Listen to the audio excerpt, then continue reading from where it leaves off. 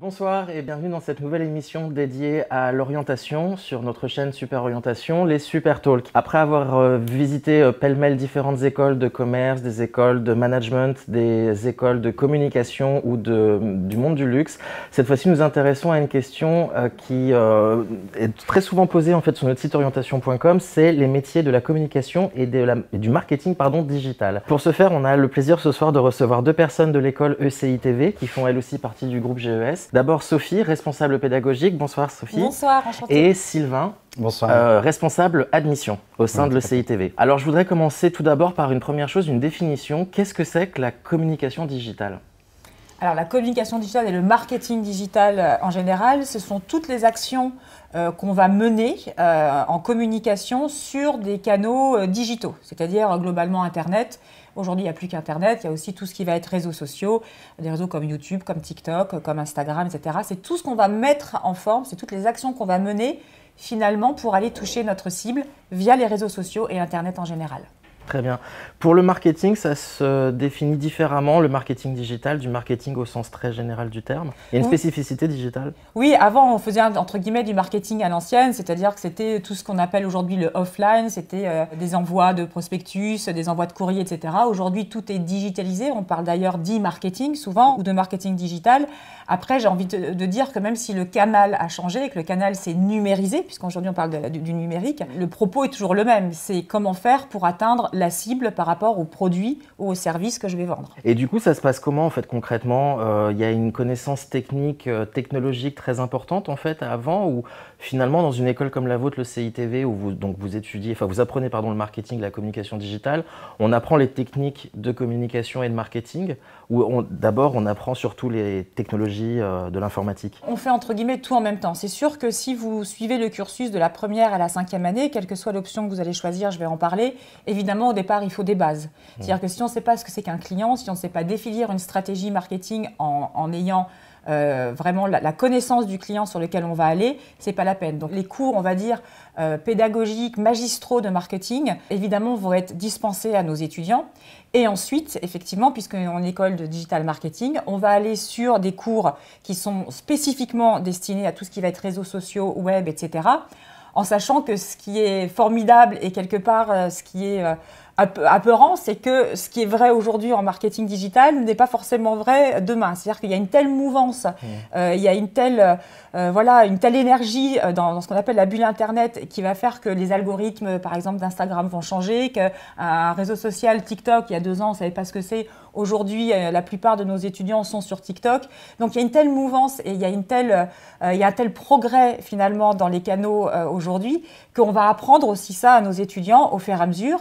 Et quand on parle aussi de communication, on parle de marketing et de communication, eh bien, une fois qu'on a ciblé notre client, qu'on a compris technologiquement sur quel support digital on doit aller, il va falloir créer du contenu. Et c'est ça toute la force de notre école, c'est de savoir non seulement avoir les bases du marketing et de la communication, les appliquer au e-marketing et ensuite mettre les bons contenus aux bons endroits. Parce que pour vous, en fait, donc évidemment, le métier change beaucoup de par les réseaux sociaux qui changent et qui évoluent. Mais par contre, le contenu de base du marketing, la recette initiale reste la même. Absolument. On va garder les fondamentaux du marketing. Ça, c'est pour nous hyper important et c'est tout ce qu'on va apprendre à nos étudiants pendant le premier cycle, pendant le cycle bachelor. Mais après, toujours en parallèle avec des cours vraiment d'e-marketing qui vont être par exemple l'emailing ou le SEO, des choses comme ça, comment apprendre à faire un site internet en sachant que les prestataires peuvent changer d'un moment à un autre. Ça dépend si vous allez faire un site entre guillemets vitrine ou si vous allez aller vers de l'e-commerce. Tout ça, ça va être effectivement en fonction, comme je vous ai dit, du produit ou du service que vous allez proposer et quelle est votre cible. Je voulais revenir sur une chose parce qu'on voit sur le site orientation.com, on a déjà des questions pour préparer cette émission et beaucoup faisaient une confusion entre communication d'entreprise ou communication de crise et le marketing. Est-ce qu'il y a une vraie différence entre les deux en fait ? Entre communication et marketing ? Ouais. Marketing, c'est vraiment dédié. Le marketing, c'est ce qui va développer votre stratégie pour aller chercher votre client. Et ensuite, la communication, c'est les outils que vous allez utiliser, les outils on va dire, de contenu que vous allez utiliser au service du marketing. C'est vrai que souvent, le service est à peu près est souvent au même endroit, mais souvent, la communication est quand même l'applicatif de la stratégie marketing de votre entreprise. Si vous devez vendre des pots pour bébés, ça ne sera pas forcément la même stratégie que si vous devez vendre des aspirateurs Dyson. Donc vraiment, il y a une stratégie marketing qui est mise en place et ensuite vous avez des communicants qui vont aller chercher les bons supports pour aller porter votre stratégie marketing. Donc c'est un tout petit peu différent. On va dire que le marketing, ça va être de l'analyse de données, c'est-à-dire que ça va être la période, on va dire, de pré-mâchage de votre travail pour comprendre votre cible, savoir où vous vous placez sur votre marché, savoir comment vous allez positionner votre produit sur le marché. Et puis ensuite, la communication, c'est comment, une fois que ce travail de recueil de données, d'analyse des personas, on parle beaucoup de personas aujourd'hui, c'est-à-dire qui achète. Est-ce que c'est Sophie, 48 ans, ou est-ce que c'est Joanne, 26 ans? Donc, c'est des personas qui vont être différents, mais une fois que vous avez fait ce travail d'analyse, une fois que vous avez vraiment affiné, que vous savez exactement où vous allez, eh bien là, vous allez faire appel à des communicants, par exemple des agences de pub ou internaliser, et puis ensuite, donner vraiment le contenu pour porter votre stratégie marketing. Et du coup, par rapport à la communication ou le marketing, est-ce que ce sont des marchés qui sont très nationaux? Est-ce qu'on peut envisager, ça c'est une question qui revient beaucoup, par exemple, l'expatriation à travers le marketing ou la com? Alors, parce que ça a l'air très culturel en fait, par exemple une publicité. C'est difficile de s'adresser à une clientèle française ou une clientèle allemande de la même façon. Aujourd'hui, de toute manière, c'est vrai qu'on parle beaucoup de ce mot globalisation. Je pense quand même qu'effectivement, même si vous avez des agences qui travaillent pour des clients internationaux, après, il y a des déclinaisons par pays. Et c'est vrai que l'humour allemand n'est pas forcément l'humour français, qui n'est pas forcément l'humour américain. Après, il y a quand même des grandes lignes, je dirais, qui sont données par ces grands groupes, avec des applicatifs peut-être un petit peu différents culturellement, effectivement, quoi. Après, il y a aussi l'ADN de la marque. Si vous bossez pour Coca-Cola, c'est sûr que vous portez quand même l'ADN de Coca-Cola, que vous soyez en Allemagne, en Chine, je sais pas, en Allemagne, en France ou aux États-Unis, quoi. Et donc justement, vous évoquiez le job de community manager, qui est quelque chose de très très populaire aujourd'hui sur notre site orientation.com. La fiche métier est super souvent consultée. Est-ce que vous pourriez nous expliquer un petit peu en quoi ça consiste en fait, community manager? Alors, un community manager, c'est quelqu'un qui va, au sein d'une entreprise, par exemple. Alors, ce qui est génial, c'est que vous pouvez autant bosser chez Google que chez le pharmacien ou le boulanger du coin, parce qu'aujourd'hui, et surtout dans ce contexte sanitaire, les entreprises se sont énormément digitalisées. Elles ont eu besoin de toucher les clients autrement qu'en face-to-face, donc par les voies numériques. Et un community manager, c'est quelqu'un qui va prendre le contenu que lui donne son service communication ou son agence de prod ou son agence de com et qui va aller le diffuser via un planning de diffusion, un planning éditorial sur les réseaux sociaux dédiés. Il va savoir, par exemple, que sur telle application, il va y avoir une forte demande de 18 à 20 heures. On va savoir que sur une application LinkedIn, le week-end, on oublie un petit peu, par exemple. Bref, c'est quelqu'un qui a une bonne connaissance des canaux digitaux et qui va aller placer le contenu qu'il a peut-être produit, parce qu'il y a parfois des community managers, et c'est aussi l'enjeu de l'école, c'est de former des gens qui sont capables de le faire, mais en tout cas qui va prendre son contenu et qui va aller le diffuser et qui va aller animer sa communauté, parce qu'une communauté, si vous mettez un post et puis qu'après vous oubliez les 43 commentaires qui viennent derrière, ça ne va pas servir à grand-chose. Donc c'est non seulement effectivement aller proposer ce contenu au bon endroit et au moment idoine, mais en plus aller faire de l'animation de communauté, c'est-à-dire répondre aux messages qu'on va vous envoyer, répondre aux commentaires, etc. Faire en sorte finalement de recréer de l'humain à travers un canal numérique. C'est ça le boulot d'un community manager. Et pour répondre, parce que je parle beaucoup, mais je n'oublie quand même pas la question que vous m'avez posée, c'est vrai qu'aujourd'hui, ça fait bientôt 10 ans que l'école existe, et on a des étudiants aujourd'hui qui sont community managers, donc soit dans des entreprises, soit indépendants, parce que c'est un métier qui se fait beaucoup en indépendant aussi. Et quand on les appelle ou quand ils nous appellent, ils disent alors là je suis à Ibiza, là je suis... Non mais c'est vrai, on a vraiment des personnes qui peuvent faire finalement leur boulot de n'importe où. Pour eux, le télétravail, c'était quasiment la norme, quoi, parce que finalement, à partir du moment où ils ont la connaissance, ils ont le contenu, que vous postiez sur un fuseau horaire différent, c'est pas très compliqué. Alors je ne vais pas donner une vision idyllique du métier non plus, mais c'est vrai qu'il y a beaucoup de nos jeunes qui prennent aussi ce métier-là, parce qu'ils ont une liberté totale d'action et de pouvoir travailler. Finalement, la seule chose dont ils ont besoin, c'est d'une connexion Internet. Donc si je comprends bien, faut quand même pour être intéressé par ces métiers-là, il faut quand même être curieux des réseaux sociaux, être dessus, enfin, il faut vraiment avoir un intérêt pour tout ça. Il faut non seulement avoir un intérêt, et c'est pas juste aller scroller son feed Instagram de temps en temps, c'est-à-dire non seulement un intérêt en sachant quel est le support digital que je vais choisir par rapport à ma cible, mais c'est aussi se tenir au courant tous les jours de l'évolution de ce canal. Je vous parlais tout à l'heure d'un algorithme Instagram qui a pulvérisé et qui a mis en PLS la moitié des influenceurs et des influenceuses quand il est sorti. Parce que tout d'un coup, ils ne comprenaient pas pourquoi le post n'était pas passé tout de suite, pourquoi ils n'avaient pas autant de réactions, autant de likes, de commentaires, etc. Donc effectivement, il y a un aspect très ludique dans ce que je viens de vous dire, mais il y a aussi un aspect très technique. Il ne faut pas oublier que la technique et tout ce qui va aller autour des réseaux sociaux, ce n'est pas quelque chose qui vous tombe du ciel, c'est quelque chose qu'on apprend et qu'on apprend notamment dans notre école. Donc oui, vous par exemple, vous leur expliquez ces algorithmes, à quoi ça correspond, comment ils fonctionnent, à quelle fréquence ils sont renouvelés, quel est le but ultime. Absolument, c'est-à-dire qu'il y a non seulement il y a une veille qui est faite, mais en plus, l'un des points importants de notre école, c'est que tous nos intervenants sont des personnes issues du métier qu'ils enseignent. C'est-à-dire que c'est des gens qui sont dans l'opérationnel tout le temps. On n'a pas de professeurs, si vous voulez. On n'a pas de choses magistrales qui viennent et qui déclament leurs cours. Non, c'est des gens qui sont dans l'opérationnel tout le temps, souvent dans des sociétés privées d'ailleurs, et du coup, qui sont fatalement au courant de ce qu'ils enseignent, puisque c'est le métier qu'ils font tous les jours. Donc c'est ça aussi qui est important chez nous, c'est qu'on est un métier de passionné, mais on a un métier de terrain et d'opérationnel. Et les gens qui rejoignent l'équipe pédagogique sont effectivement des personnes qui sont au fait de n'importe quel changement parce qu'eux-mêmes assurent la veille. Très bien. Je voulais également qu'on revienne sur quelque chose, qu'on avait beaucoup cette question. Est-ce qu'on est très différent du travail des RP, des relations publiques et des attachés de presse ? Oui, c'est pas tout à fait le même travail. C'est-à-dire les relations presse, elles vont venir quand même très loin derrière. Et quelque part, c'est des gens qui arrivent... ça va pas être gentil, pourtant j'aime bien les relations presse, mais un petit peu au bout de la chaîne alimentaire. Ouais. C'est-à-dire que les relations presse, c'est des gens qui vont... je pense notamment dans mon métier, par exemple dans le cinéma, les relations presse, c'est les personnes qui vont essayer de placer telle ou telle personne dans tel ou tel talk show. Tiens, Ruquier, j'ai un tel, j'ai Lelouch, est-ce que tu veux bien faire la promo, etc.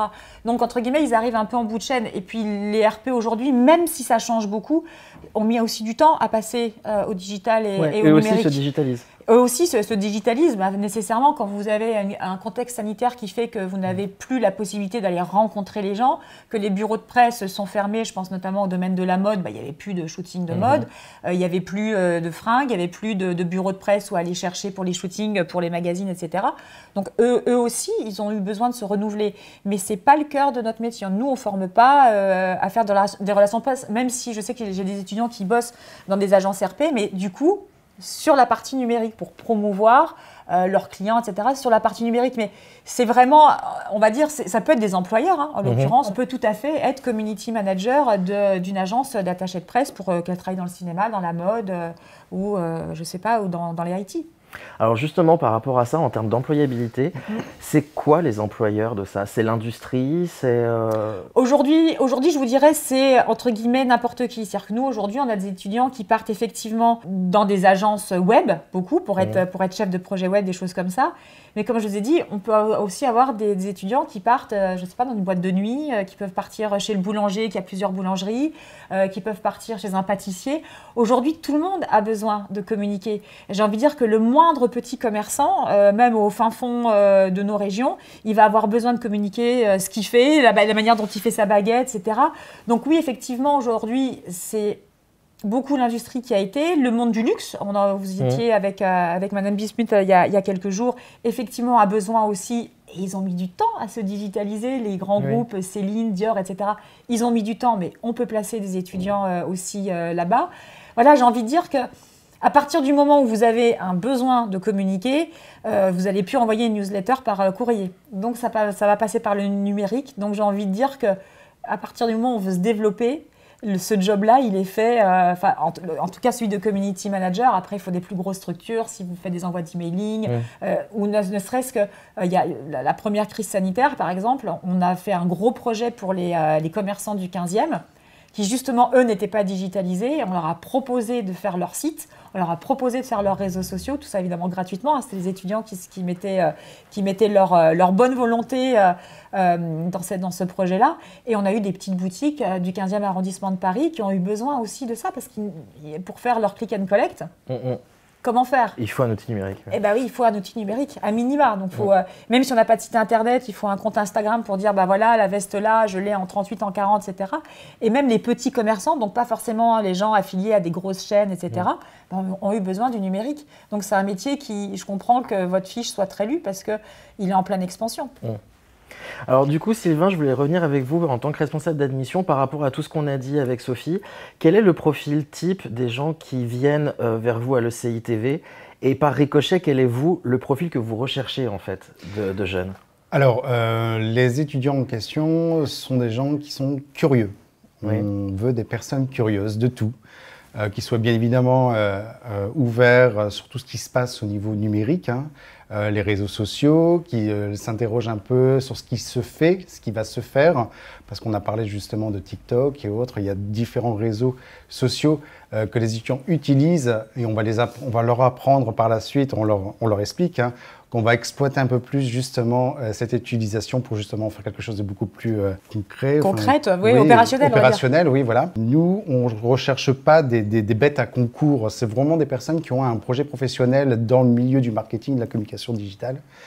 Et savoir justement user de tout ce qu'on va leur apporter comme outil pour justement déployer ces outils et peut-être justement en créer d'autres par justement leurs expériences professionnelles.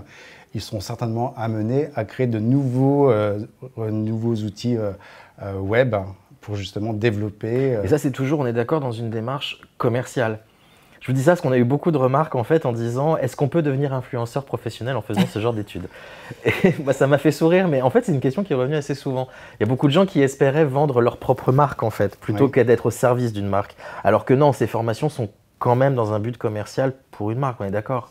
Oui, mais que vous soyez dans le personal branding ou vendre autre chose, j'ai envie de dire que la production de contenu et le fait de connaître le réseau social sur lequel on veut être influent, je veux dire, entre guillemets, ça reste un produit, que ce soit soi-même ou votre paire de chaussures, ça reste une cible, ça reste du contenu à produire et une cible à atteindre. Hein. Excuse-moi, je te redonne la parole. Donc dans la forme, et forcément, le marketing a aussi un rôle important. Et du coup, les employeurs, parce qu'on en reparlera plus tard, mais vous faites aussi un service, enfin, vous proposez en fait une admission en alternance. Les employeurs en fait qui vous contactent, ou vous, les entreprises en tout cas que vous contactez pour placer vos élèves, quel est le profil qu'ils recherchent? C'est toujours les mêmes mots en fait, c'est la curiosité, le fait de connaître les réseaux sociaux qui priment, ou au contraire ça serait une rigueur dans les méthodes commerciales ou marketing? Ça dépend de quelle année, hein. Bien évidemment, par exemple les premières années, c'est ce on va leur expliquer que les étudiants de première année, on est obligé de les positionner dans les entreprises, ce sera un stage dit d'observation. Plus on évolue, en deuxième année, ce sera de la première participation et ainsi de suite, jusqu'à un stage professionnalisant en quatrième, en cinquième année. Donc bien évidemment, plus on avance dans le temps, plus l'étudiant aura justement des aptitudes pratiques de par la théorie qu'il aura appris au fil de l'eau. Et au fil du temps, hein, tout simplement. C'est vrai qu'aujourd'hui, les entreprises sont extrêmement friandes de ce qu'on va appeler vulgairement le couteau suisse. Oui. C'est-à-dire qu'aujourd'hui, une entreprise qui a décidé de se mettre sur la communication et la communication digitale va avoir besoin d'un certain nombre de faisceaux de connaissances, que ça soit, comme je le disais en préambule, sur du marketing, que ça soit sur la gestion des réseaux sociaux ou la gestion de contenu, shooting photo, story, reels, etc. Donc c'est vrai que les attentes des entreprises ont été grandissantes et on va dire boostées un petit peu par cette crise sanitaire parce que tout d'un coup ils ont eu besoin de produire et d'atteindre leurs cibles. Donc nous quand on reçoit au niveau des chargés de relations entreprises les demandes, c'est vrai qu'on va dire j'ai besoin de quelqu'un, ces chefs de projet multimédia, et ce à quoi on les forme, c'est-à-dire des gens qui sont capables de recevoir le brief en disant j'ai besoin de vendre ce canapé. Ce canapé, je sais que mon acheteur, c'est un CSP+, donc je vais aller plutôt sur ce terrain-là. Je vais pouvoir faire un shooting photo plutôt sympa, je vais pouvoir faire un film, parce que c'est ça aussi, c'est produire du contenu.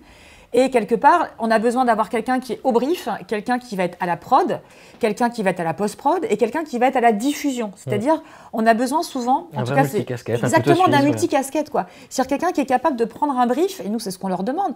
Moi, quand je leur demande de faire des films, ils peuvent me faire le plus beau film du monde. Si le film, il ne va pas atteindre sa cible, c'est très bien. Oh, t'as fait un beau film, super, ça m'a coûté une blinde. Et puis d'un autre côté, ton film, il n'a pas atteint sa cible.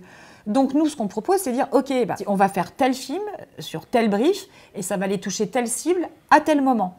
Donc pour répondre vraiment à votre question sur qu'est-ce que recherchent les entreprises, c'est vrai qu'ils recherchent des gens hyper multicasquettes qui sont autant capables de penser le contenu, de le produire, de le diffuser et évidemment derrière d'avoir un retour sur investissement parce que a priori c'est pas des entreprises philanthropiques pour la plupart et c'est bien normal. Bien sûr.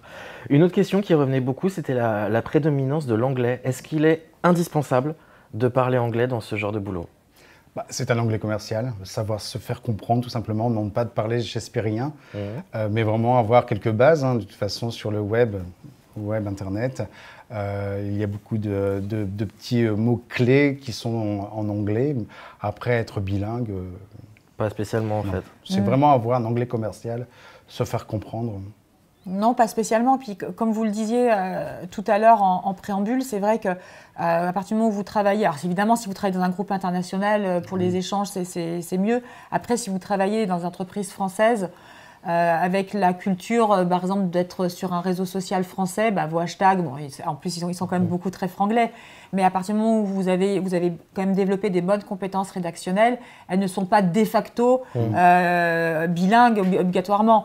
J'ai envie de dire que oui, c'est important. Oui, en France, on n'est pas forcément super bon d'ailleurs sur ces items-là en langue étrangère en général.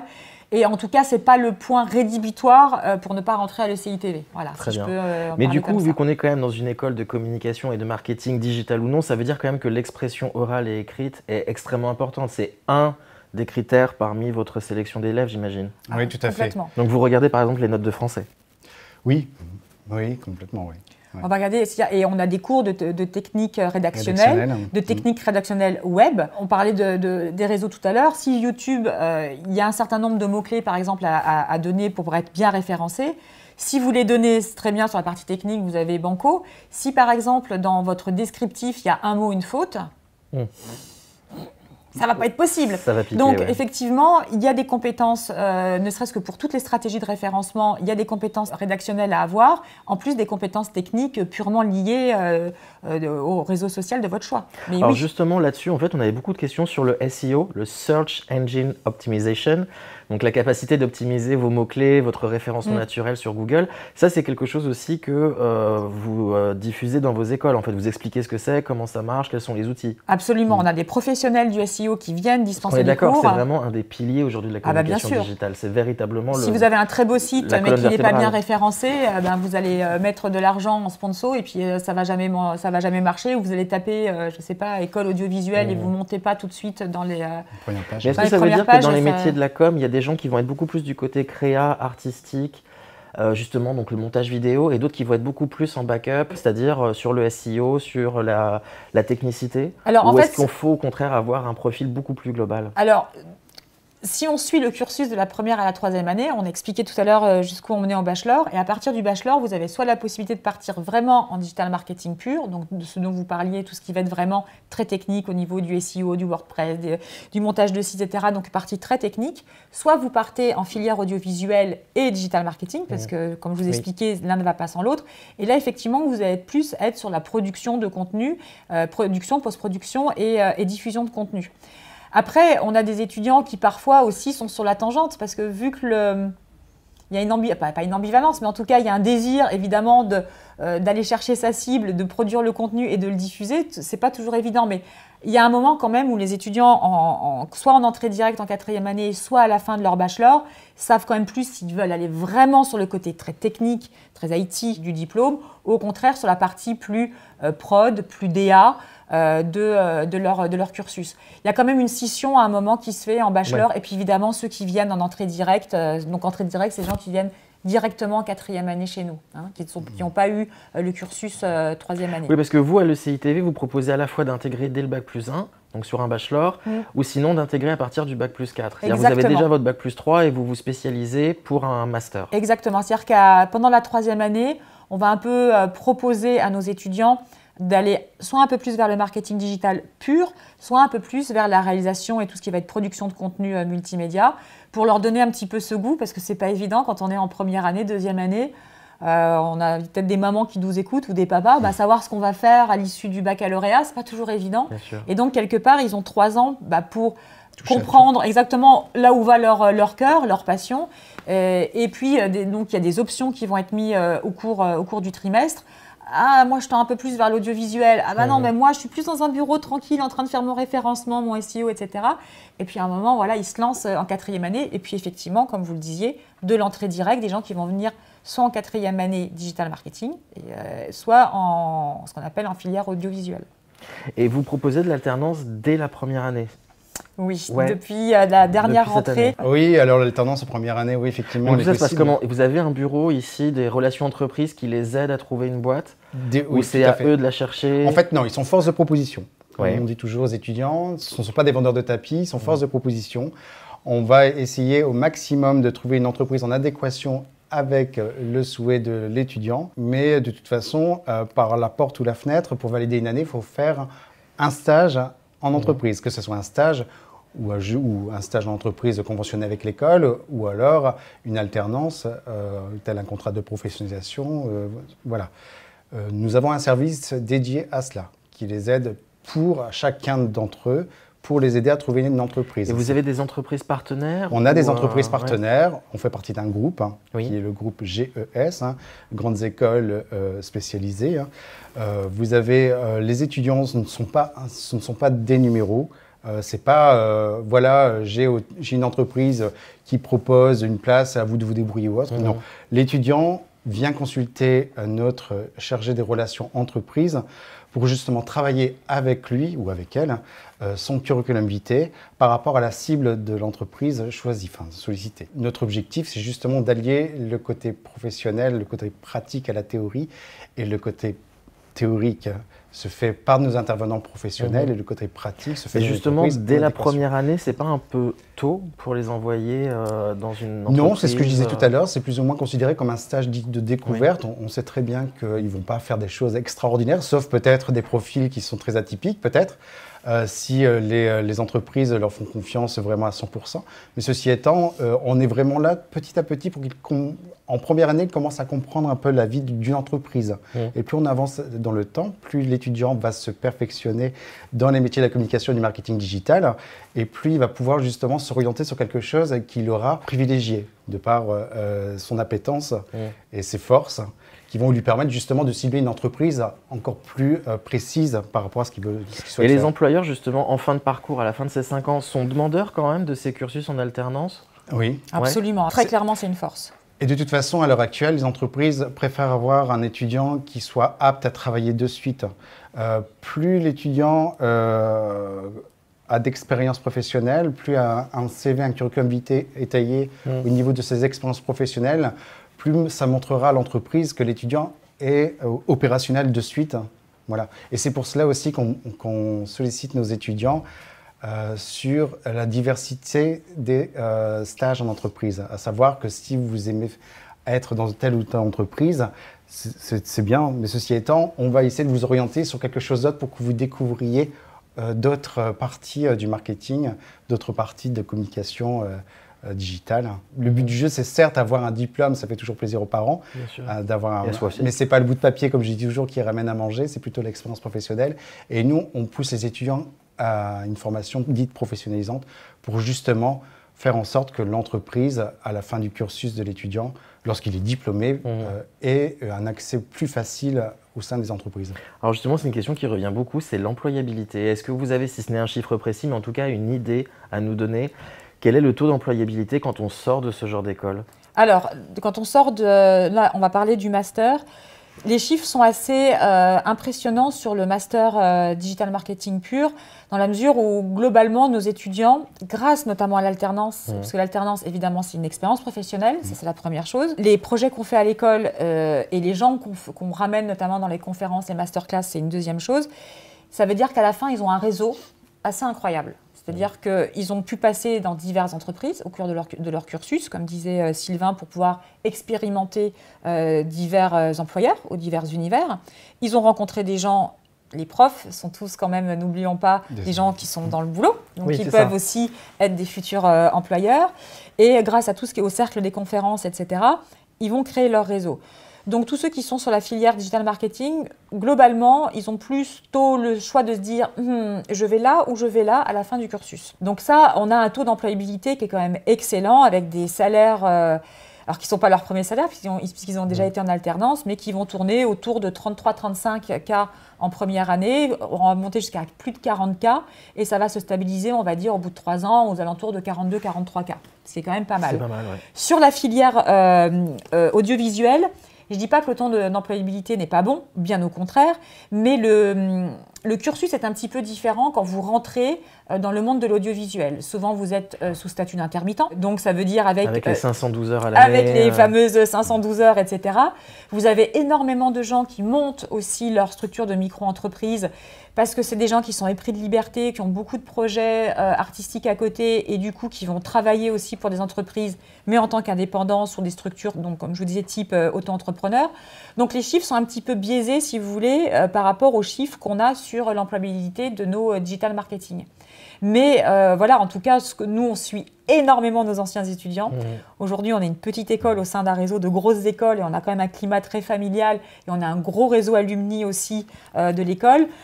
Je peux vous dire qu'il n'y a personne sur le carreau, quoi. Voilà. En tout cas, après, je vous dis, les chiffres sont un peu biaisés parce que c'est de l'auto-entrepreneuriat, parce que c'est de la pige intermittent, parce que c'est des gens qui vont bosser de manière plus ou moins épisodique, parce que c'est aussi dans leur ADN d'être comme ça. Non pas qu'il y ait une irrégularité, mais c'est juste parce qu'eux, ils vont faire des clips de rap à côté, parce qu'ils vont monter un court-métrage à côté, parce qu'ils vont participer à des projets artistiques. Donc, c'est pas nécessairement, il y a quand même une majorité, évidemment, qui va être en CDI, dans des grands groupes comme M6, comme France Tel, comme des gens comme ça, qui sont énormément pourvoyeurs et avec qui on a des partenariats d'ailleurs. Mais c'est aussi des gens qui sont épris de liberté et qui vont être sur des structures qui ne vont pas rentrer, entre guillemets, dans les cases des rapports d'employabilité post-diplôme. Et vous avez quand même un nombre conséquent d'élèves qui montent leur boîte? Ah, mais c'est de plus en plus croissant. Là, en complément d'un CDI ou vraiment dès la sortie dès la sortie, là, vous savez, en 5e année, ils ont un mémoire à faire. Et là, sur mes 5e années en filière audiovisuelle, c'est la première fois que j'ai quasiment, alors je dis peut-être pas la parité, mais on va dire 40% de mémoires qui se sont transformés en projet entrepreneurial. C'est la première fois que j'en ai autant. Mais je pense aussi c'est, entre guillemets, les vertus positives de ce qu'on a vécu. On se trouve face à des jeunes qui sont hyper bien formés. Moi, mes 5e années, si vous m'écoutez, je vous aime de tout mon cœur, mais qui sont hyper bien formés, qui ont un besoin d'authenticité, qui ont un besoin de créativité et qui ne veulent pas nécessairement s'enfermer dans une structure, en tout cas pas tout de suite. Après, on verra comment ça va évoluer. Mais en tout cas, je vois vraiment, et c'est pour ça qu'il faut croire en la jeunesse, il y a une force incroyable chez ces étudiants-là qui disent mais on va y arriver, on va monter notre boîte. Il y a une belle solidarité aussi entre les étudiants, je trouve en tout cas chez nous, qui fait que non seulement ils veulent monter leur boîte, mais ils veulent monter leur boîte ensemble. Je le dis face caméra, les prochains Buzzman sortiront de l'ECI TV. C'est dit. Voilà, donc quand on ressortira cette archive, vous direz, Sophie, elle a dit en 2022, les prochains Buzzman sortiront de l'ECI TV. Très bien. Autre chose, imaginons qu'on a réussi à convaincre les jeunes qui nous regardent à s'intéresser vraiment au métier de la communication et du marketing digital et qui vont chercher en fait dans l'immensité des écoles qui proposent ce genre de formation. Est-ce que vous pouvez nous expliquer, on parlera de l'ECI TV après en particulier, mais en général, quels sont les pièges à éviter? Est-ce qu'il faut absolument regarder des écoles qui vont donner des diplômes visés ou un diplôme certifié RNCP? Est-ce qu'au contraire, c'est plutôt le réseau alumni qu'il faut regarder et le réseautage qu'il y a tout autour? Est-ce qu'il faut opter absolument pour une école qui fait partie d'un grand groupe ou est-ce qu'on peut justement s'orienter vers une petite école toute fraîche, toute nouvelle, qui est très dynamique? Est-ce que vous pourriez nous expliquer un peu comment s'en sortir dans la jungle des écoles, Sylvain? Je pense que déjà, d'être dans une école telle que le CITV, qui fait partie d'un grand groupe, c'est important.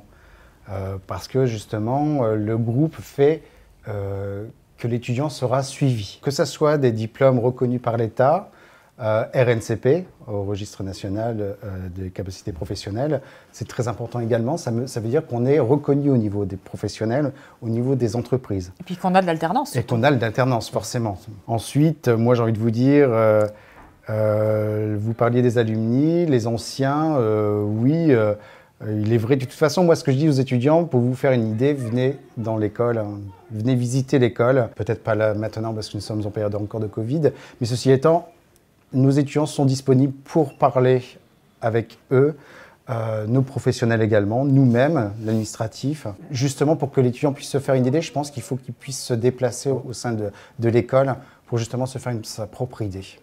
Mais tout à l'heure, on parlait du réseau justement pour monter sa boîte à plusieurs.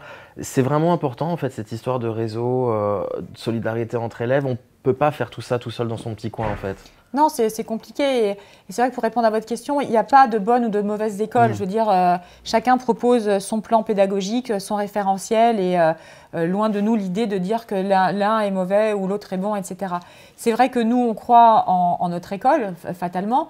Moi, avant d'être responsable pédagogique, j'ai travaillé aussi dans d'autres écoles, donc j'ai pu aussi benchmarker, on va dire. À partir du moment où, comme le dit fort justement Sylvain, je pense qu'il faut trouver, vous savez, cette histoire du vilain petit canard. Il faut trouver la bonne mare, celle dans laquelle on se sent bien. C'est vrai qu'on propose aux étudiants de passer sur le campus parce qu'il faut sentir une école. Voilà. On propose des journées d'immersion parce que quand on a 17 ans, quand on sort du bac, savoir ce qu'on va faire et dans quel environnement on va être, eh ben, c'est pas évident. Quand on a des candidats pendant les admissions, dans les entretiens d'admission qu'on a une fois que Sylvain nous les a envoyés, on leur dit contactez nos étudiants, allez sur LinkedIn, regardez sur notre compte Instagram par exemple, contactez les étudiants. Nos étudiants sont nos meilleurs ambassadeurs. Moi, je pourrais toujours vous dire que je fais partie de la plus belle école du monde. Il n'y a pas de problème. Mais qui de mieux qu'un autre étudiant qui est en place aujourd'hui, qui va pouvoir me défendre au mieux son école? C'est lui. Donc, on leur dit prenez contact avec eux. Et souvent, on a des gens qui disent ah bah tiens, j'ai pris contact avec un tel et un tel. Il m'a dit que l'école, franchement, ça fonctionnait bien, etc. On n'est pas dans un monde des bisounours. Le monde n'est pas parfait. Mais en tout cas, on a une école réactive. On est une école aussi qui a la chance de faire partie, on va dire, du top 5 des groupes éducatifs aujourd'hui en France. Et pourquoi je dis ça? Parce que dans le réseau GES, entre guillemets, on a le droit de se tromper parce que c'est pas facile. Et on peut repartir sur une autre école du réseau. J'ai une élève alumni qui vient tout à l'heure pour une interview. Elle était à PPA, en l'occurrence c'est une école du réseau SWAT, et elle était intéressée par le CITV et elle est venue. Si on sent que l'étudiant il ne va pas être bien dans sa mare, ce petit canard, on va dire, écoute, moi je te propose une autre école, ou en tout cas une école qui va te proposer ce type de formation. Je te la propose parce qu'elle est dans le réseau, après elle va voir ailleurs d'autres écoles. Mais on a besoin de gens qui sont vraiment investis, passionnés par ce qu'ils font. On n'est pas une grosse école, on a 250 étudiants, mais ceux qui sont là, ils savent pourquoi ils sont là.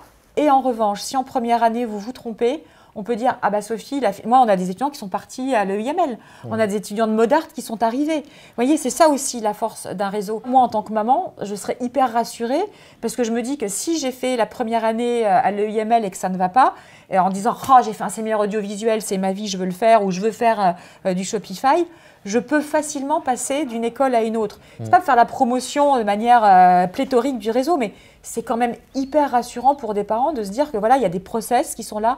C'est un réseau qui a plus de 30 d'années, qui sait travailler, avec une directrice pédagogique qui connaît bien son métier. Et je trouve que ça, pour moi, c'est en tout cas, mais là je me mets plus dans la position d'une maman, hyper rassurant de se dire que si ça va pas, je peux aller dans une autre école et quelque part, je n'aurais pas perdu mon temps. Voilà. Après, chaque école a ses process, chaque école a sa manière de faire. Nous, on a des facteurs différenciants, on vous les a expliqués. Pour moi, ce qui est important aussi, je vous dis, c'est des professeurs qui ne sont pas professeurs. Moi-même, j'ai ma société de production, je fais du podcast à côté, je fais de la photo à côté. Voilà, on a tous besoin d'avoir des gens qui sont investis dans leur métier parce que nous, ce qu'on veut, c'est leur donner envie d'avoir envie, quoi. C'est bien.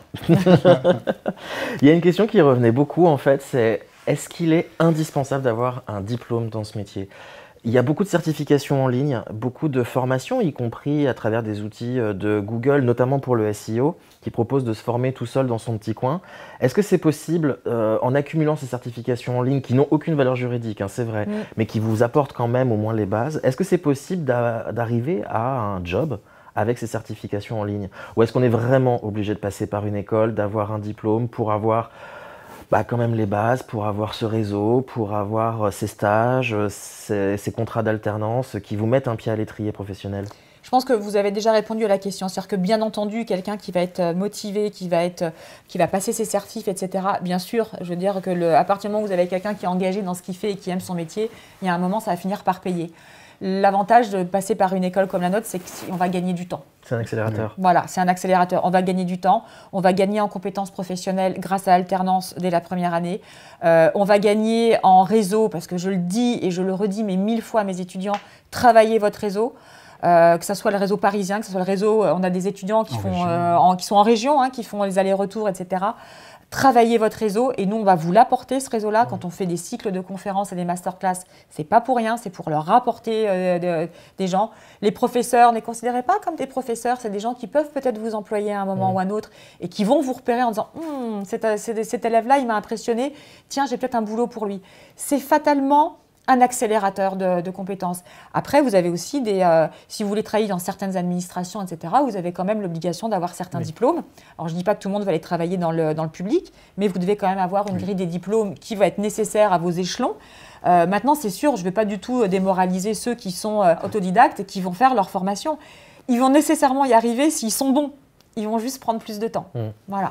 Et pour la reconversion, quelqu'un qui a bossé dans la com de près ou de loin, mais qui est plus âgé, qui a 30, 35, 40 ans, qui chercherait à se former au digital, vous le recommanderez plutôt de partir sur une certification en ligne et d'en accumuler plusieurs, ou au contraire d'intégrer une école comme la vôtre dès le Bac+4 ? Alors là, pour le coup, dans le cadre d'une reconversion, il va falloir jouer sur la crédibilité. Alors si effectivement déjà c'est quelqu'un qui va aller plus loin, qui a déjà un bon bagage et qui va juste le sanctionner par des certificats, pourquoi pas? Si on parle vraiment de reconversion ou des gens vraiment qui ont pris entre guillemets du retard sur le marketing digital, là je lui conseille quand même plutôt de revenir vers nous quand notre MBA en ligne sera opérationnel et qui pour le coup, lui, va être directement sur de l'exécutif, donc des gens qui sont déjà en poste sur des CDI et qui va aussi valider quand même par un diplôme reconnu par l'État leur formation, quoi.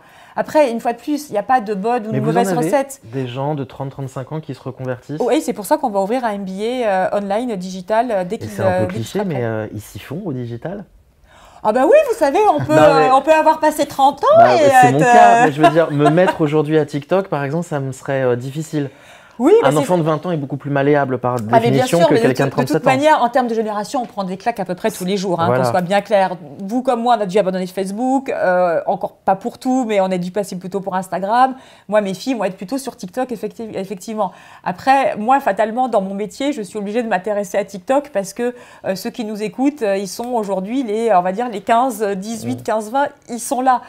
Donc, c'est pas que j'ai une appétence incroyable pour ce réseau, c'est juste que si je veux atteindre ma cible, il va falloir que je m'y fasse. Ou alors, je vais travailler pour des marques qui vendent à des personnes qui ne vont pas sur TikTok. Voilà, donc c'est un produit qui n'est pas TikTokable. C'était une question que je me posais beaucoup en préparant cette émission. Est-ce que la communication digitale n'est pas condamnée toujours plus de jeunisme, en fait? Au départ, Facebook, c'était un réseau social extrêmement généraliste, donc toute tranche d'âge. Ensuite, Twitter est arrivé, c'était plus les trentenaires. Ensuite, Instagram, autour de 20-25. Maintenant, c'est TikTok, c'est carrément des ados entre 13 et 18 ans. Est-ce qu'on ne va pas vers toujours plus de jeunisme?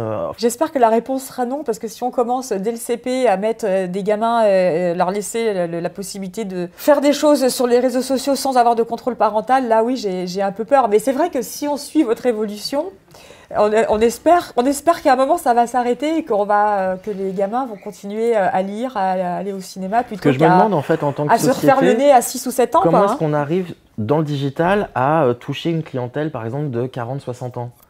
Est-ce que c'est possible, en fait? Il y a plein de moyens, en fait. C'est vrai qu'aujourd'hui, on voit que les plus vieux d'entre nous, effectivement, vont plutôt être sur Facebook, quand même pas mal sur Instagram aussi.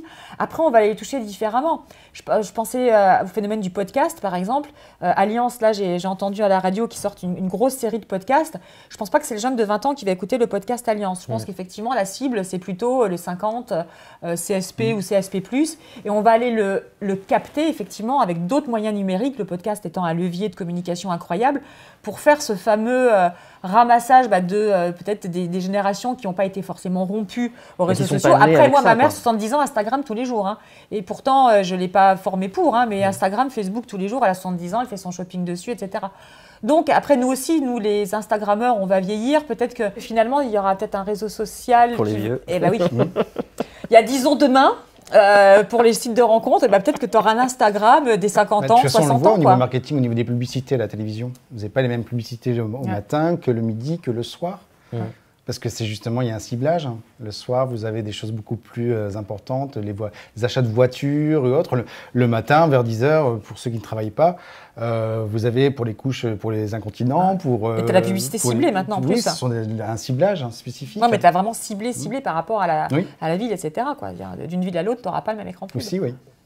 Très bien. Est-ce que c'est vraiment indispensable, en fait, d'être dans une grande ville comme Paris ou Lyon ou Bordeaux pour se former ou pour être tout simplement proche des employeurs, en fait? Ma réponse va peut-être aussi être en deux parties. C'est vrai que pour ceux qui veulent travailler dans l'audiovisuel, on ne va pas se mentir, les boîtes de prod, elles sont ici. À Paris. Voilà, elles sont vraiment à Paris. Exclusivement. Après, ça n'empêche pas, si on veut travailler en télé, puisqu'on a un gros pan télévision dans la filière audiovisuelle, d'aller travailler sur des chaînes qui les délocalisent, les France 3, etc. Mais pour celui qui veut travailler en boîte de prod, ou en tout cas toucher son alternance dans les sociétés d'audiovisuel, on ne va pas se mentir, c'est vraiment à Paris. Après, on a des étudiants qui trouvent leur contrat d'alternance sur leur lieu de résidence, et on a des gens qui sont en mairie, par exemple, en collectivité, dans les régions, ou qui sont dans des petites structures, mais qui ont internalisé tout leur CM, enfin leur community management et leur production de contenu, et qui sont à Rennes, etc. Donc, j'ai envie de dire que je vais vous faire une réponse de Normand. Alors, et puis, je ne vais pas faire de parisianisme complètement égocentrique, mais c'est vrai que pour tout ce qui est boîte de prod, en tout cas pour ceux qui veulent se frotter aux grosses boîtes de prod et aux gros groupes multimédia, France Tel, M6, etc., ben, je ne vais pas vous mentir, c'est à Paris, quoi. Après, ça ne les empêche pas de faire des carrières en province. Il y a des gens qui repartent en province, etc.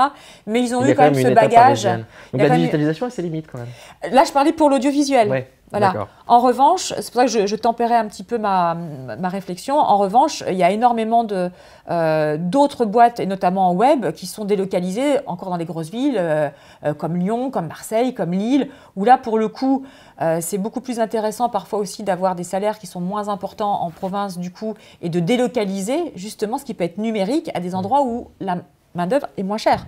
Donc là, pour le coup, c'est pour ça que je vous fais une réponse un petit peu en deux temps. Je pense qu'effectivement, sur l'audiovisuel, le passage à Paris, pas forcément resté, mais le passage à Paris est quand même plutôt une valeur ajoutée, même si on peut faire sans.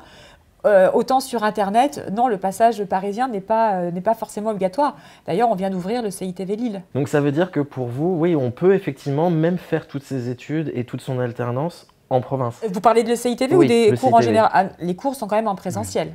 Là, on a quand même, ils ont une journée de cours par semaine. Là, je parle des filières audiovisuelles et enfin les masters en tout cas. 6 semaines de séminaire en présentiel. Je ne vais pas expliquer le fonctionnement d'une caméra à travers un Teams ou un Zoom. Donc, on a quand même des cours en présentiel. On est une école qui privilégie énormément le présentiel quand les conditions sanitaires le permettent, bien entendu. En revanche, on a des alternants qui font leur alternance toute la semaine en région, qui prennent leur train le samedi matin ou le vendredi soir et qui repartent le samedi soir. Ça, c'est tout à fait possible. Vous pouvez ne pas habiter à Paris et venir quand même à l'ECITV Paris pour faire vos études. Mais il faudra compter sur une journée de cours par semaine et 6 semaines de séminaire par an. Ok. Je voulais, pour le mot de la fin, en fait, vous donner la parole sur une vue de l'esprit. Comment est-ce que vous voyez le marketing digital, la communication digitale dans 5-10 ans? À quoi s'attendre en fait dans 5-10 ans pour un jeune qui nous regarde? Parce qu'aujourd'hui, on connaît les réseaux sociaux, on a l'impression d'être saturé de réseaux sociaux et on a l'impression de plus rien pouvoir inventer en termes d'image, en termes de visuel, en termes de communication. Comment est-ce que vous, de votre expérience tous les deux, vous plus audiovisuel peut-être et vous plus côté jeune avec les admissions, mais comment vous imaginez la communication digitale dans 5-10 ans? Est-ce que c'est le métaverse? Est-ce que c'est le sensoriel avec, je sais pas, les lunettes connectées, avec de l'olfactif? Est-ce que c'est au contraire un retour back to the roots avec un espèce de réseau social beaucoup plus généraliste qui inclut les vieux, les jeunes? Je pense que déjà, il va y avoir un tri sur la qualité des contenus proposés, je pense. C'est-à-dire qu'aujourd'hui, on voit quand même des choses un peu parfois compliquées. On a eu le web comme un cadeau, en fait. Quand un site internet, on s'est jeté dessus, etc. Peut-être qu'il y a des choses à faire. Peut-être je fais un petit peu vieille réactionnaire, mais en tout cas, peut-être qu'il y aura un peu plus de lois qui vont entourer et protéger nos enfants. Je crois que c'est ça aussi un des enjeux. C'est-à-dire qu'on a bouffé avec gourmandise ce web et peut-être qu'à un moment, il faut peut-être aller plus vers de la qualité que de la quantité. J'ai l'impression de dire des choses extrêmement banales, mais en tout cas, moi, en tant que maman, c'est comme ça que je le vois. C'est de le dire, ouais. Parce que moi, ma fille, dans 10 ans, elle aura 17 ans, donc j'essaie de me projeter un petit peu. J'espère que ça sera aussi... mais ça l'est quand même devenu aussi un canal assez solidaire, je trouve aussi, malgré les dérives. Après, c'est vrai que ça a été parfois un peu compliqué, les réseaux sociaux, ces derniers temps. Peut-être que les gens vont un peu moins le consommer de manière avide et gourmande et peut-être de manière plus qualitative et parcimonieuse. Pour moi, ça doit créer du lien, en tout cas. Voilà. C'est vrai que les papis, les mamies qu'on n'a pas vus, le fait qu'on puisse converser, le fait qu'ils puissent voir leurs petits-enfants par écran interposé, c'est merveilleux. Après, dans 10 ans, j'arrive pas à me projeter. Dans 10 ans, je suis trop dans l'immédiateté des choses. C'est vrai qu'il y a 10 ans, aucun de ces réseaux sociaux, à part Facebook, n'existait. Voilà, à part Facebook n'existait. On ne savait pas ce que c'était que le métier d'influenceur. On ne pensait pas qu'une nana qui pose comme ça puisse avoir 10 000 abonnés et 20 000 likes d'un coup. En tout cas, j'espère que ça va Se civiliser. Merci. C'est exactement le mot que je Mais cherchais. du coup, je voulais savoir si vous, au sein de l'ECITV, vous les formiez un petit peu à toutes ces dérives. On les forme, notamment, effectivement, j'imagine que vous parlez des fake news, etc. Par exemple, et puis même de tout le travail de modération qu'on peut avoir sur les contenus violents à caractère sexuel, Absolument. haineux, que sais-je. En tout cas, ce qui est certain, et Sylvain, tu l'as dit tout à l'heure, c'est qu'on veut des gens curieux. Et ce qui dit curieux, dire, ouais. c'est vraiment ça important. Donc, dit curieux, dit ne pas prendre tout pour argent comptant et toujours être dans l'esprit critique. Donc oui, on est toujours en train de dire, mais t'as vérifié cette info-là? Mais on a par exemple un grand pan journalistique sur le premier trimestre en 4cam. T'as vérifié ton information? Ah, mais c'est sur Internet. Ouais, dites donc. Et donc, si c'est sur Internet, ça veut dire que c'est bon. Donc, nous-mêmes, on est, peut-être parce qu'on a un peu plus de bouteilles, mais on les engage toujours à vérifier leur information, à ne pas prendre tout pour argent comptant et quelque part à les remettre en cause. Parce que nous aussi, on se remet en cause tout le temps pour être au top, j'espère. Et vous, Sylvain, à peu près la même question, mais par rapport au profil des étudiants, vous voyez une évolution en fait des profils? Est-ce que par exemple, on a autant de garçons que de filles? Est-ce qu'on a toujours des gens qui sont passionnés par les multimédias et par la technologie en général? Ou au contraire, ça se démocratise de plus en plus avec des profils peut-être plus variés en termes d'âge aussi? Je pense qu'au niveau des profils, que ce soit des filles ou des garçons, c'est vraiment du 50-50. Il n'y a pas plus de filles que de garçons. Ensuite, concernant les motivations, par exemple, des gens qui viennent, est-ce que c'est des gens qui ont été intéressés par le journalisme et qui finalement, à force de s'intéresser à ce métier-là, découvrent la communication digitale et viennent chez vous? Ou au contraire, c'est des gens qui sont tout simplement des gros consommateurs de réseaux sociaux et que c'est pour ça qu'ils viennent Vous avez les deux, de toute façon, ce sont des gens, des personnes curieuses. Vous ne devez pas forcément faire du digital pour faire du journalisme. Ce n'est pas incompatible, il n'y a pas forcément un lien. Ensuite, les personnes qui viennent nous voir, comme je vous disais, sont vraiment des personnes qui ont déjà une petite appétence quand même pour tout ce qui est web. Quelqu'un qui est complètement réfractaire à l'univers de l'Internet, bien sûr, viendra pas chez vous. Viendra pas chez nous. Hein. Il va utiliser les moyens, enfin les outils qu'il a à disposition, et peut-être que ce sont ces étudiants en question qui vont créer de nouveaux besoins par la suite. Hein. Très bien. Je vais répondre à la question juste d'avant quand même, parce que du coup ça a mouliné. Je crois qu'aussi ce qui est important dans nos métiers, c'est de montrer l'exemple. Et dans certains de nos séminaires, que ce soit les séminaires audiovisuels ou les séminaires digitaux, parfois on demande à des clients réels de participer à ces séminaires-là. Et c'est vrai qu'en l'occurrence, Johan Barry et moi, on choisit aussi ces clients-là en fonction de l'enjeu qu'ils représentent. Et quand je parle de l'enjeu humaniste, c'est un mot un peu fort, mais qui va aussi faire en sorte qu'on va privilégier tel ou tel client. Je prends juste un des séminaires qu'on a fait la dernière fois sur la tablée des chefs, qui est une association à but non lucratif qui a pour but d'aller chercher les gamins qui sont dans des situations compliquées dans les cités, par exemple, de leur apprendre un métier et de leur apprendre à cuisiner.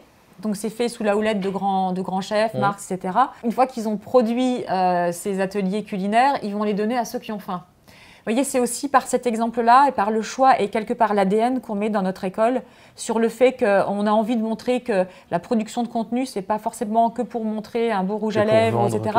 Mais c'est aussi pour créer du lien et montrer qu'on peut faire des choses à but, on va dire, non lucratif. Une fois de plus, je ne suis pas une philanthrope, hein. Mais en tout cas, c'est un peu pour répondre à votre question. On a un ADN très fort en disant, voilà, on a besoin d'avoir aussi de travailler pour des marques qui ont du sens. Et quand vous posez la question où on sera le digital marketing dans 10 ans, je pense qu'aujourd'hui, on se rend compte aussi. Exactement. Il y a des gamins aujourd'hui, ils ne veulent plus rester dans certaines boîtes parce qu'ils ne trouvent pas leur intérêt. Ils peuvent bien gagner leur vie. Peut-être qu'il y a plein de choses qu'ils ont checkées en vert, mais ils vous disent, ça manque de sens. Je pense que la question, c'est surtout quels vont être les consommateurs dans 10 ans, comment ils vont appréhender la vie, les grands problèmes écologiques, sociétaux, etc. Et comment ils vont mettre leur boulot au service de cette vie-là, ou au contraire, comment ils vont faire la scission entre les deux.